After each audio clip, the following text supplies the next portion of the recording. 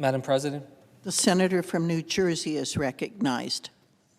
Madam President, I rise today because I literally just about 2 minutes ago finished a telephone town hall with over 5,000 people back home in New Jersey that joined up to try to figure out what in the world is happening to our government right now when they see just this abdication of leadership from the White House to leadership here in Congress to step up right now at a time of need. Thousands of people from across New Jersey that had called in worried about how this shutdown is going to affect their lives, how the healthcare costs that they are going to be experiencing are going to reshape their ability to be able to deliver care for those that need care the most.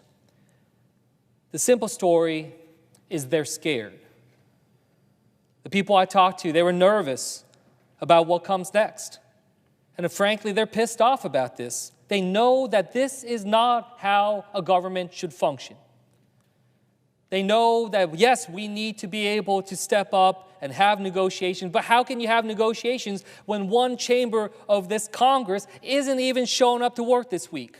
That's right. When I told them about how Speaker Johnson didn't even bring the House of Representatives to work this week, even though they were supposed to, they were furious. If we're going to ask public servants to show up to work tomorrow, if we're going to ask our military to show up to work tomorrow without getting paid, the least that our Republicans in the House of Representatives can do is show up to work here. We should be furious about this. It's an abdication of leadership. It is a dereliction of duty. It is one of the most shameful things that I've seen in terms of just giving up on something that is so important, is going to have so much impact on so many people across this country. What I heard is they want us to be the adults in the room, to sit together, to be able to have the kind of dialogue. But instead, what we see is just this posturing and back and forth from Donald Trump, from leadership on the Republican side that hold the gavels here. And yes, the Republicans control the White House, they control the Senate, they control the House of Representatives, and the American people know that, and they know who is at fault for where we stand right now, that we are all about 3 hours away from a government shutdown. And this is something that I take personally. As someone who worked as a career civil servant before, I told my constituents today how I worked as a civil servant. I worked through multiple shutdowns before. Of course, I don't want to see us get to this place, and this should be an absolute last resort. But again, when they're not even bothering to show up to work, we know where their priorities land, that they have been moving towards this and barreling our country towards this for a long time now. So my constituents have every bit a right to be feeling pissed off about this. Because after we were already going through this in March, they see government once again not working for them. And they're right. Where have the attempts been over the past few months to work together to avoid this scenario? And again, it's not just about process. I don't want people to think that this is just some tug of war, that this is just some battle for political power, that this is just some challenge between political parties for who has the momentum on their side. There's real struggle. And I heard that on this town hall. We had people like Letitia from Camden who said that with the prices so high, quote, every choice feels like a sacrifice and the stress is constant. It's affecting how they're able to hold up and how they feel when they wake up every morning, what keeps them up at night. Still, she remains determined to advocate for families like hers who deserve stability, dignity, and hope. Or an urgent call from Barbara, who begged us not to back down from this fight. Laura from Brick, who called and urged Democrats not to back down from this fight, and being able to say how concerned she was for just regular citizens to be able to make things easier for everyone impacted. She was asking, how can she help? She's asking, how can she help those that are struggling from the shutdown? She frankly wants to do more than what Speaker Johnson is doing on the other side of this building. Or people like Mick from Tom's River, who although was trying to be an informed citizen and learn what was going on, was having trouble figuring out fact from fiction regarding this budget because it's just the sheer amount of disinformation and lies that we see out there in political rhetoric. Lies that are blatantly trying to smear and make it difficult for the American people to understand what's at stake. So yes, when we hear the Speaker of the House talking about how this funding, that this is Democrats that are trying to cut resources from FEMA or make it harder for people to get care through the WIC program for women, infants, and children. Well, look, it's just deception. Because what we already know is that reconciliation bill that was passed, this is something that is estimated to potentially affect 3 million people, preventing them from getting care through the WIC program already. 3 million out of 8 million that get care now.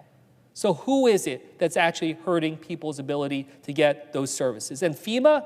Are you kidding me? I literally heard it out of the mouth of the President and the Homeland Security Secretary that they want to abolish FEMA. And here we are hearing it from the Speaker, making it seem like the blame is over here.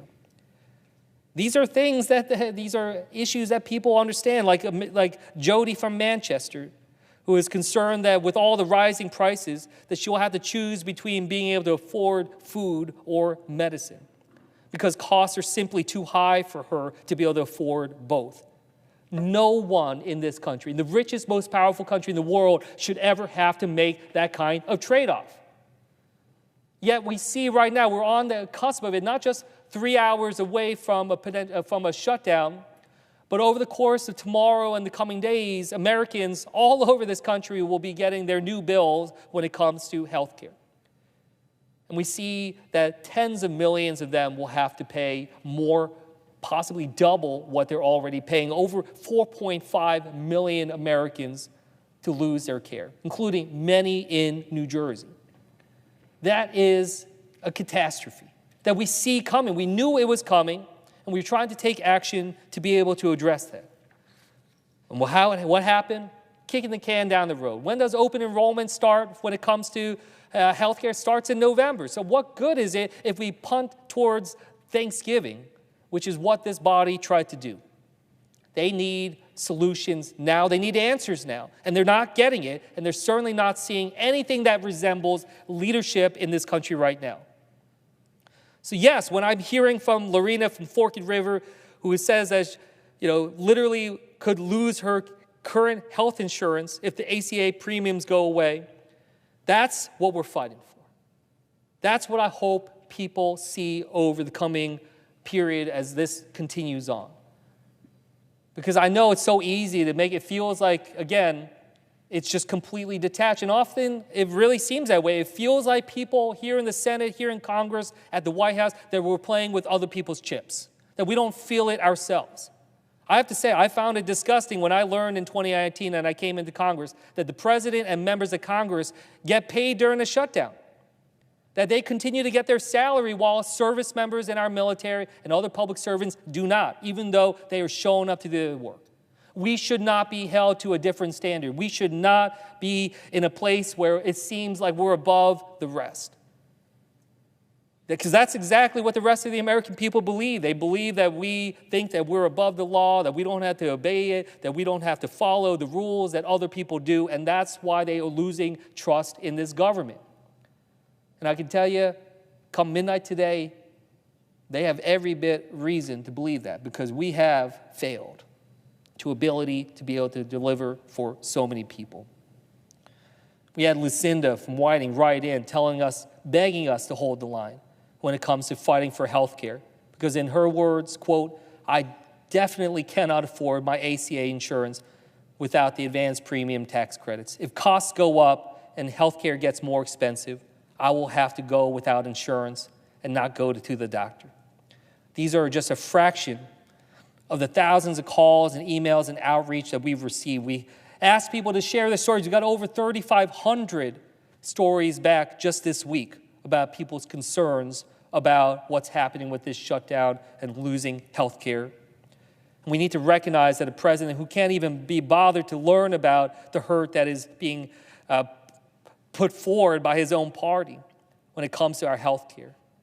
that our bill is not one that is looking out for them. We need leaders who understand what is going on. We need leaders who care about the people they are supposed to be leading. We need leaders who will actually be the adults in the room. And yes, so I rise today to make that promise to New Jersey and to the American people that I will keep fighting for you and fight with you as we go through this. And we're going through uncertain times. We're entering unprecedented times. And I know that it's a lot for everyone. But again, we remember why we fight here. That while I'm giving this speech, I'm worried about the care that my father's getting, and my father's health is declining rapidly.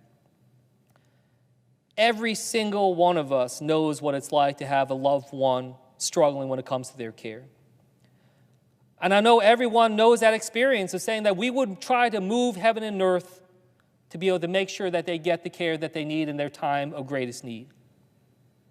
And how can I, when I stand by thinking about 4.5 million Americans, including many in my state, losing health care, making it harder for them to be able to deliver for their family, how can I say that this is a time to roll over, that this is a time to stand down? No. We draw the line here. We fight for your health care. We fight for your lives, your ability to deliver for your loved ones, and to be able to stand up together and say, this is not how our government should work. This is not how our democracy should function. We deserve better. The American people deserve better, and that's what we're going to fight for. We're going to fight for better. With that, I yield back the floor.